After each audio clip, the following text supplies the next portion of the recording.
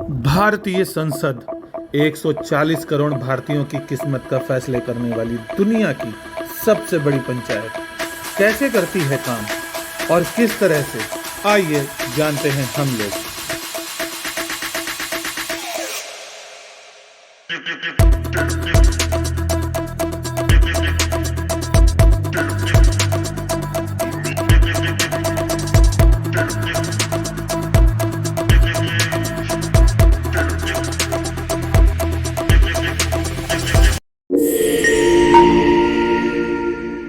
12 दिसंबर 1911 दिल्ली दरबार में जब यह फैसला किया गया कि राजधानी को कलकत्ता से दिल्ली स्थानांतरित किया जाएगा।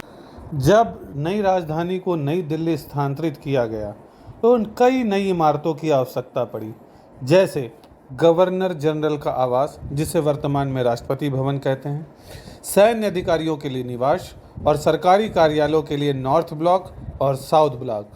ये काम सर एडविन लुटियंस नामक एक अंग्रेज वास्तुकार ने किया था। इसी कारण यह इलाका आज लुटियंस दिल्ली के नाम से जाना जाता है, जहां ब्रिटिश काल के बंगले स्थित हैं, जिन्हें मंत्रियों, सुप्रीम कोर्ट के न्यायाधीशों, वरिष्ठ सांसदों और उच्च सरकारी अधिकारियों को आवंटित किए गए हैं। जब निर्माण कार्य चल रहा था तभी प्रथम विश्व युद्ध छिड़ गया, मतलब जुलाई 1914 से नवंबर 1918 के बीच, जिससे तत्कालीन ब्रिटिश सरकार को अपने संसाधनों को दूसरी ओर मोड़ना पड़ा और काम धीमा पड़ने लगा। 12 फरवरी 1921 को तत्कालीन काउंसिल हाउस का उद्घाटन ड्यूक ऑफ कनॉट और भारत के तत्कालीन गवर्नर ने किया था। इसमें 64 गोल खंबे मध्य प्रदेश के मुरैना में योगिनी मंदिर से प्रभावित हैं। हालांकि इसका कोई आधिकारिक प्रमाण नहीं है। जब निर्माण अपने चरम पर था 2500 मूर्तिकार और राजमिस्त्री कार्यरत थे। लोकसभा के पूर्व महासचिव टी.के. विश्वनाथन ने भारतीय संसद भवन और उसके निर्माण का जिक्र अपनी पुस्तक में किया है। इसका उद्घाटन 18 जनवरी 1927 को तत्कालीन गवर्नर जनरल लॉर्ड इरविन ने किया था। इस भवन के निर्माण पर उस समय 83 लाख रुपए का खर्च आया था। संसद भवन का व्यास 560 फीट है। ये करीब 6 एकड़ में फैला हुआ है। 27 फीट ऊंचे 144 खंबे इसे एक प्रमुख आकार देते हैं। यदि हम बात करें संसद की, तो संसद के 3 मुख्य अंग हैं। एक राष्ट्रपति, दूसरा लोकसभा, तीसरा राज्यसभा। अक्सर लोग संसद को लोकसभा और राज्यसभा ही समझते हैं, पर याद रखें संसद राष्ट्रपति के बगैर अपूर्ण है। कभी भी पूछा जाए संसद के कितने अंग हैं, तो पहला राष्ट्रपति, दूसरा लोकसभा और तीसरा राज्यसभा। यदि हम बात करें संसद के सदस्यों की, तो संसद में कुल 788 यानी 788 सीटें हैं, जिनमें से 245 सीट राज्यसभा के पास हैं और 543 सीटें लोकसभा के पास हैं।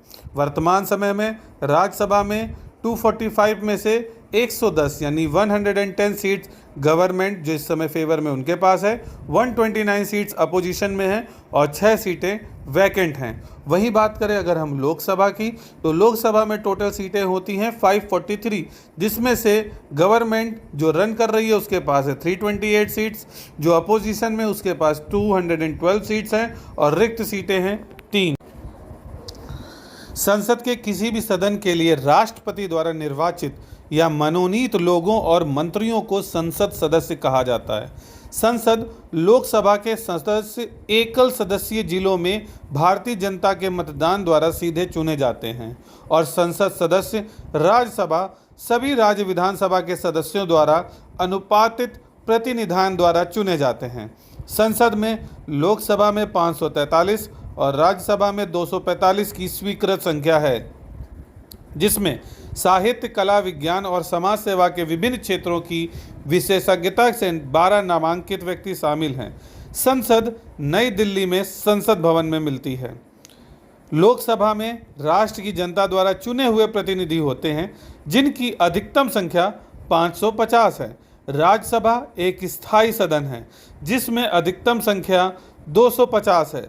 राज्यसभा के सदस्यों का निर्वाचन मनोनयन 6 वर्ष के लिए होता है, जिसके 1/3 सदस्य प्रत्येक 2 वर्ष में सेवानिवृत्त हो रहते हैं। वर्तमान में लोकसभा के सदस्यों की संख्या 543 और राज्यसभा के सदस्यों की संख्या 245 है। ये बात हुई संसद और संसद भवन की और उसके सदस्यों की।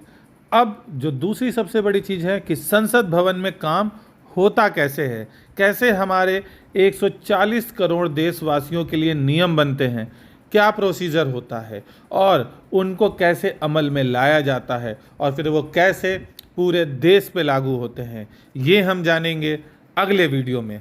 धन्यवाद।